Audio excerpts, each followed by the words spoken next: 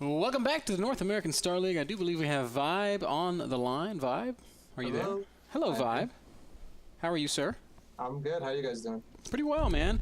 You looked pretty strong against Axslav there, and we were joking about how much Diablo you've been playing. Yeah, I know. That's why I was kind of nervous about whether I was gonna win today or not. I did like a cram session today on Korea, but the thing that I didn't like about that is I got mostly Terrans, and I got maybe like 5 Protosses out of 30 games or 40 games, so I wasn't too confident today again, but it worked out, so whatever. Yeah, your ZVP looks really great, and the thing that stood out to me is you just really seem to understand when you can get away with droning, when you need to make units. I was even questioning a couple times, you would really start heavy roach production off of 3 bases with like 55, 58, maybe 60 drones. And you would just stick to the aggression for the longest time, and I felt like, how in the hell is he ever going to transition without more economy?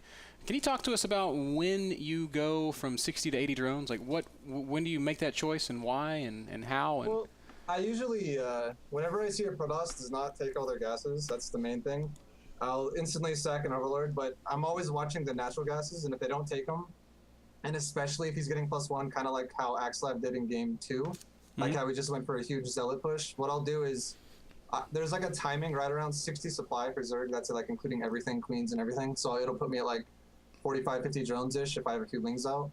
I'll get ready to deal with the zealot pressure, and that's what I expect most of the time, and that's exactly what he did. But as soon as I clean up the zealot pressure though, then as soon as I realize, okay, he's not committed to attacking me anymore, then I'll go back to droning up my 3 bases.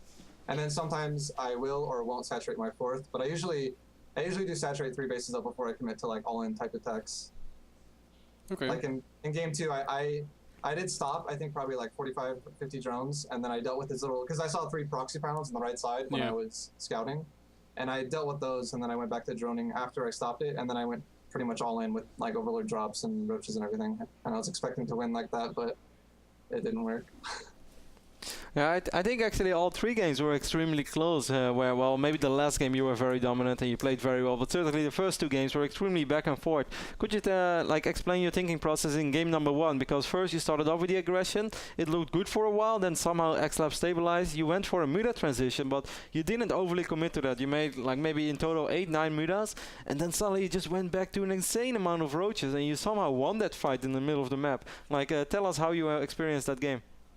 I actually practiced, not recently, but I practiced with Axslav a while ago, probably like a month and a half, 2 months ago. And when we used to practice before, he always went Stargate. Like every game, it was just like without fail, Stargate, Stargate, Stargate, Stargate. And we played probably like 15 games, and I was expecting Stargate again just because I was like, okay, it's Axslav, he's going to go Stargate. And I knew he went 3 bases as well, and I also do like mutas against 3 bases, but then I realized he had a ton of links. Like once I got in with my mutas and I saw a bunch of cannons already, and then he has blink stalkers everywhere already, I was like, all right, I'm just going to stop. I'm not going to go for like a base trade, which is what I felt like I would end up doing if I committed to muta. So I just went back to my ground army. And I think the only reason why I won that game is because he dedicated some of his army to go kill my 4th. And I was like, all right, maybe I can kill his army in the middle now when he's not fully there. And then that's why I think I won. Yeah, it was a really close fight in the center of the map. There was only like 10 supply of Axslav up in the top left, but apparently it was enough to turn the tide there. I guess I just thought about it was more actually in the heat of the game and everything. No, I mean, we had the same, Kevin pointed out the same thing, either off air or on, I don't remember. Yeah, no, we were on there. Yeah. Yeah, I look smarter now, thanks bro. Root power. Yeah. That last game was really, really intense vibe.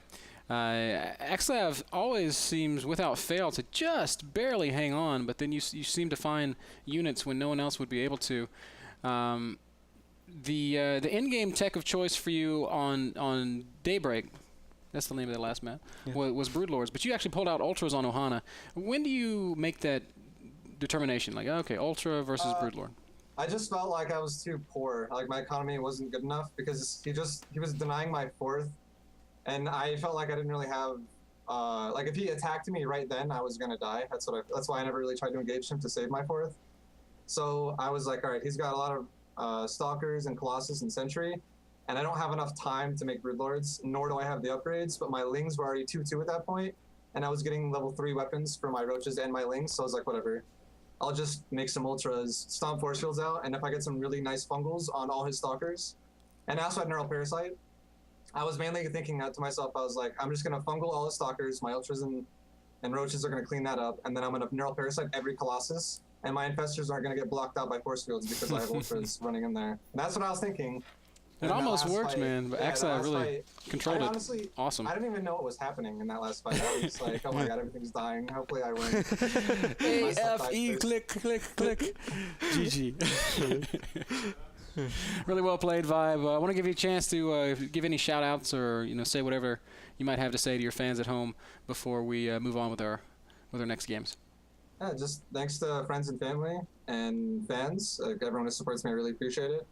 And then thanks to my new team, Root. I'm really happy, and I like Root. It's good. So it is. That's for you. And thanks, Rotterdam. You're awesome too. You're awesome too. Thank you very much, man, for joining us. It was awesome. Yeah. Really good best of 3. So thank you. Yep. Congratulations, ViBe. Really well played.